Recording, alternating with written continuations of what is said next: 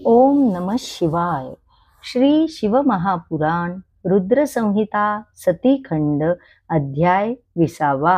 शिवजींचे सतीसह कैलासावर प्रस्थान. श्री गणेशाय नमः. ब्रह्मदेव नारदांना म्हणाले, मुनीश्वर, विष्णूंचे बोलणे ऐकून भगवान रुद्र प्रसन्न झाले. त्यांनी मला मारण्याचा विचार सोडून दिला. त्यामुळे सर्वजण निर्भय झाले. उपस्थितांनी त्यांचा जय जयकार केला. मीही नाना प्रकारच्या स्तोत्रांनी त्यांची स्तुती केली.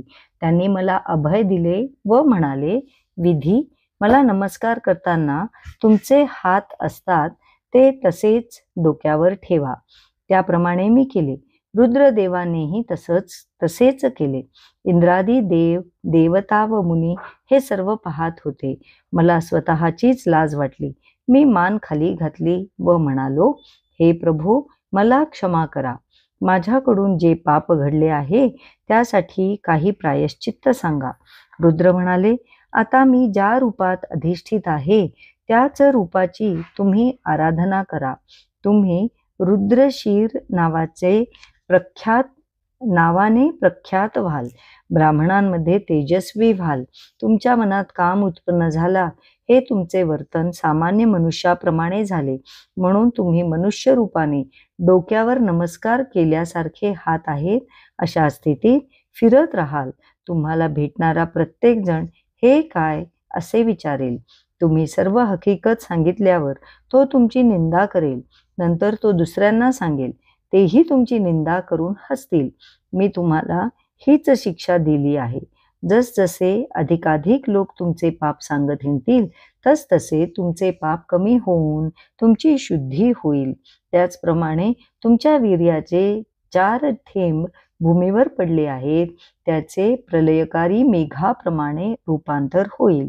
ते 4 महामेघ अनुक्रमे संवर्त, आवर्त, पुष्कर आणि द्रोण या नावाने ओळखले जातील. नारदा, त्यावेळी रुद्रदेवांच्या इच्छेने माझे वीर्यबिंदू खरोखरच 4 विशाल मेघांमध्ये परिणत झाले. थोडासा जलवर्षाव करून ते आकाशात गेले आणि मोठमोठ्या गर्जना करत निघून गेले. नंतर शिवजींच्या आज्ञेने मी उर्वरित विवाह विधी पूर्ण केले. तेव्हा देवांनी प्रसन्न चित्ताने रुद्र आणि सती यांच्यावर आकाशातून पुष्पवृष्टी केली. गायन वादन झाले. रंभादी अप्सरांनी नृत्य केले. देवांच्या स्त्रियांनीही मोठा उत्सव केला. त्यानंतर त्या विवाह यज्ञाचे स्वामी अर्थात यजमान भगवान रुद्र लौकिक रिवाजाला अनुसरून मला म्हणाले, ब्रह्मन, तुम्ही माझे वैवाहिक कार्य व्यवस्थित संपन्न केले. त्याबद्दल तुमचे आभार मानतो. या विवाहात तुमचा स्वार्थ असला तरी मी प्रसन्न आहे. तुम्ही माझे आचार्य आहात. सांगा, मी तुम्हाला काय दक्षिणा देऊ? जे पाहिजे असेल ते सांगा. ते दुर्लभ असले तरी मी देईन.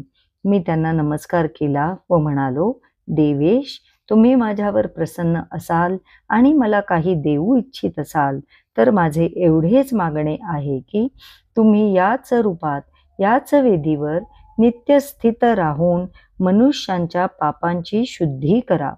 मी येथेच आश्रम बांधून राहणार आहे आणि पाप नाहीसे होण्यासाठी तपश्चर्या करणार आहे. चैत्र शुद्ध त्रयोदशीला पूर्वा फाल्गुनी नक्षत्रावर रविवारी जो मनुष्य भक्तिभावाने तुमचे दर्शन घेईल त्यांची सर्व पापे नष्ट होत, पुण्यवृद्धी होऊन त्यांच्या समस्त रोगांचा नाश हो.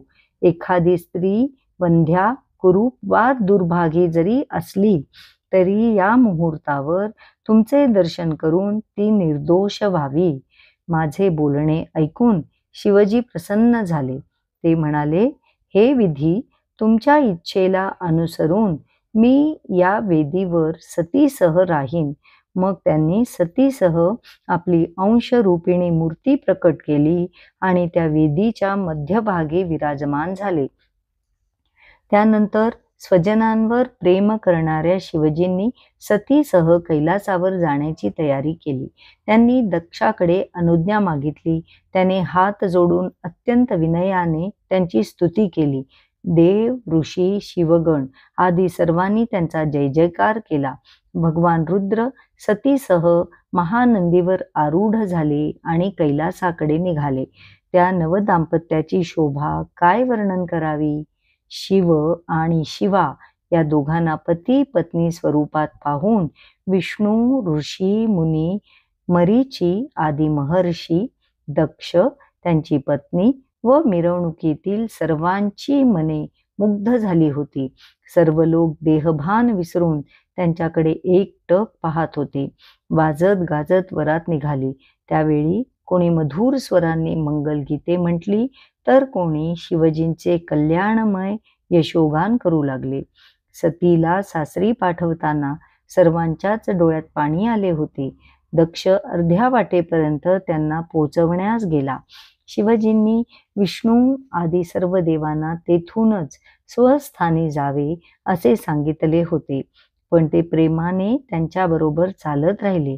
शंकरांनी सतीसह हिमालयावरील कैलासधामात प्रवेश केला. तेथे सर्वांचा उत्तम आदर सत्कार केला. त्यांच्या आज्ञेने सर्व मंडळी आपापल्या स्थानी गेली. भगवान रुद्र सतीसह आनंदाने कालक्रमणा करू लागले. नारदा, रुद्रांचा विवाह स्वयंभू मन्वंतरात झाला.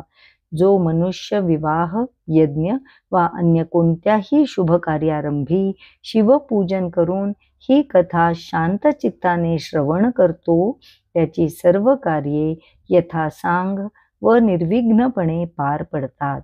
जी विवाहोत्सुक कन्या अत्यंत शुभ असे हे उपाख्यान प्रेमाने श्रवण करते, तिला उत्तम सौभाग्य प्राप्त होते. ती पतिव्रता आणि पुत्रवती होते. अध्याय 20 समाप्त. ओम नमः शिवाय.